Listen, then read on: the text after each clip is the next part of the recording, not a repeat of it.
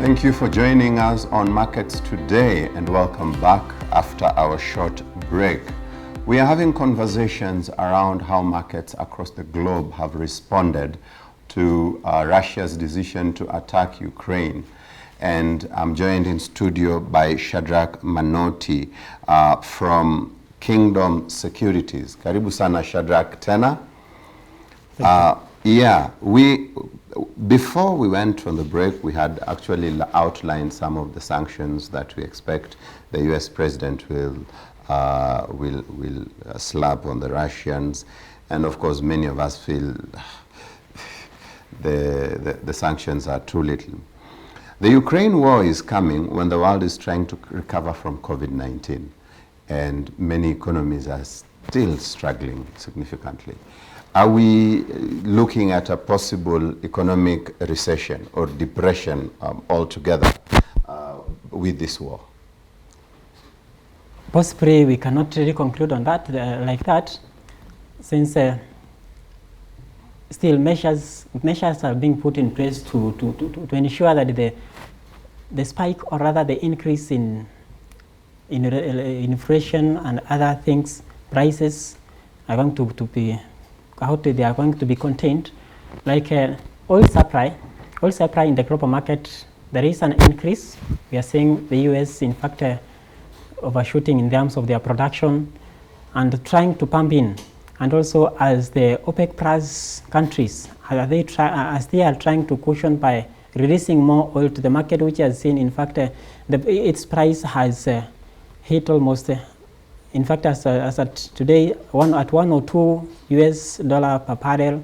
So possibly we, as governments and different organizations, as they are trying to see how to cushion this, we expect a cue on that possibly as amid this war, of course, oil supply is going to be a bit to be affected in a big way. However, we know Ukraine and Russia, as much as they produce much oil, as much as they are major contributors or rather exporters of oil, we have other countries which will try to pump in. Although they will take this advantage, of course, to reap more from there. But really, we can expect more measures to be put in place by governments in terms of cushioning this recession, or rather in terms of looking how to cut in case of an inflation of a recession, how to cut that. Therefore, I do not see that possibility. The economic depression of, was it 1919, the major depression that the world has had in the last 100 years, was occasioned by the World War at that time. And it was occasioned by the fact that the commodity prices went up because food was rare, food production was not happening at optimum, and at the same time armies were demanding for food. And so food prices went up. I think that the trigger for this recession this time around would be the prices of oil, which you have rightly said are now at 102. Is this possible? Is it possible that the crazy prices of oil will be unsustainable and will cause possible recession or depression for that matter? Definitely, oil prices will tend to remain high. However, still I insist that the possibility of a recession, it can be too early to forecast on that. It will be too early to forecast on that, and especially looking at the COVID crisis affected oil so much, but we did not reach the recession point. So as of now, we have not reached that point where we can conclude that this is going to affect. However, we expect oil prices to remain steady. In fact, to remain steady rising, like for example, we expect it to go up to almost, let's say, around $120 per barrel, as before 2014, around 2011, if I remember well. That is when oil prices In fact, it hit almost around 120 US dollar per barrel. So as even by then, we didn't expect we didn't experience that. So as economies, various economies have to look for, they have to look for ways and measures to cushion this. And this is maybe to looking to alternative sources of energy, and also trying to maybe reduce on oil usage.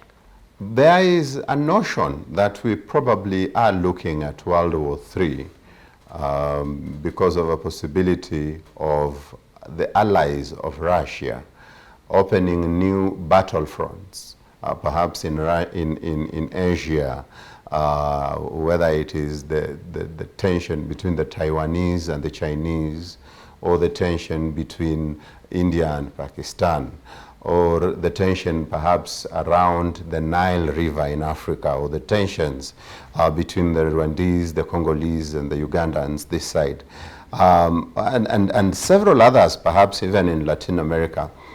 Is this a possibility?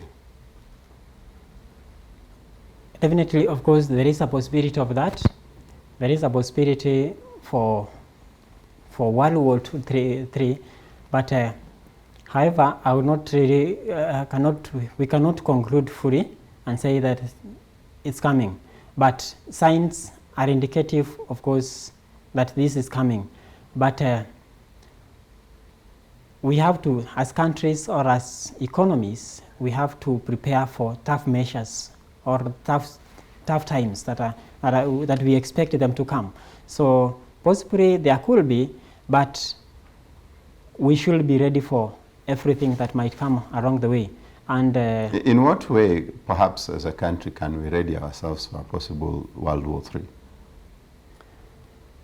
Of course, one of the things is by trying to see how we can improve the economy, how the businesses can grow and also be self-dependent by boosting especially the local SMEs in the country, also assisting these small businesses to at least pick up, and also adopting other sources of energy in terms of usage. We have seen like adopting electric cars or rather electric vehicles in the country. That can be one of the solutions that can really assist in the future, since more especially oil, in terms of petrol is mostly consumption. High consumption of petrol is in the road, especially in the vehicles.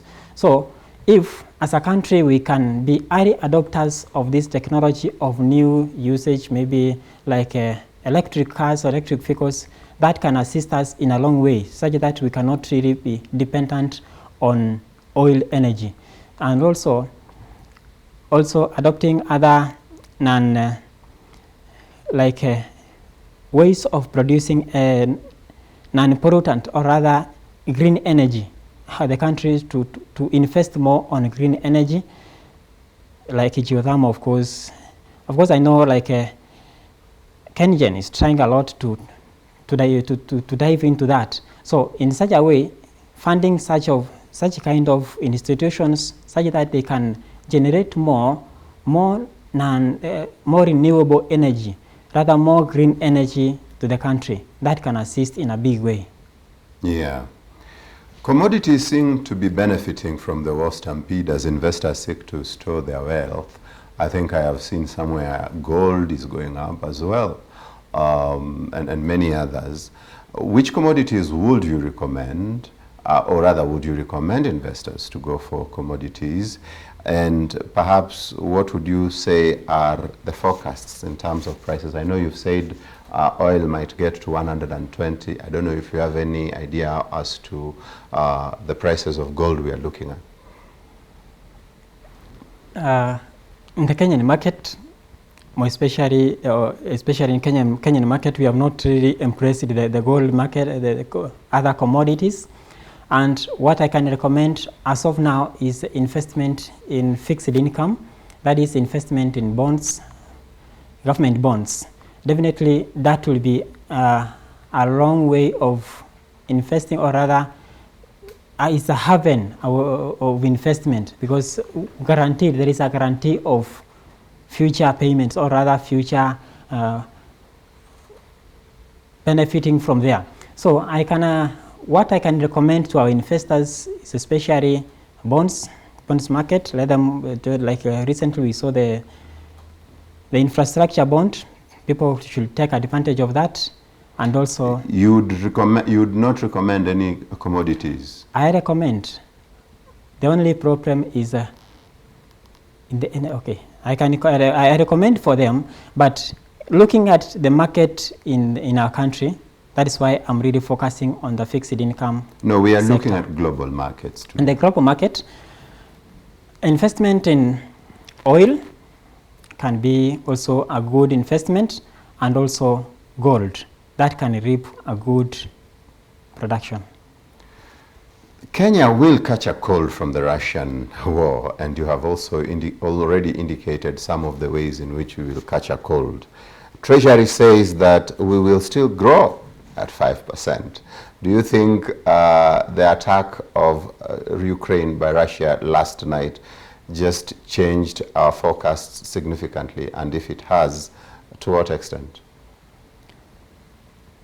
Really, government forecast, of course, the government will try to look how it will achieve its goals.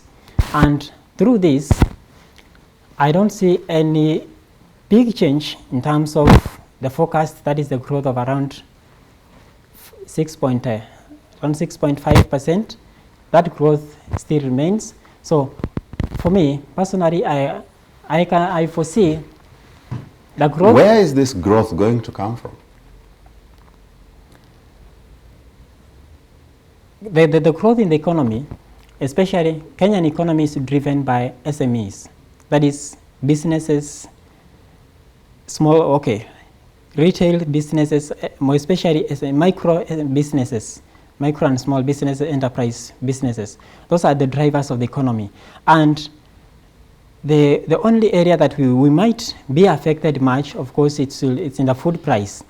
But if the government will look for ways of sourcing other, or rather looking for other markets to partner with, like importing of wheat, they can look from other markets where they can import from, such that the government can cushion the local market. Also, in agriculture, if agriculture can also be supported there is a lot of production in terms of, let's say, maize from the western part of the country, which is the country's basket. So really, in terms of the forecast, it remains, there will be no much deviations. I know the government will come in with we have seen the government, like last year at the close of December, the government had signaled for some surplus, or rather for some injection of funds to the market. If it can do that, I have to stop you, sir, because our time is up. But thank you very much for coming to the studio. Well, that's all the time we had for today's show. This is Markets Today. We'll leave you with the currencies of the day. Join us again tomorrow for employment, the currency, and all the opportunities there is. We will be hosting the Kenya Private Sector Alliance. Have a good evening, and thank you for joining us.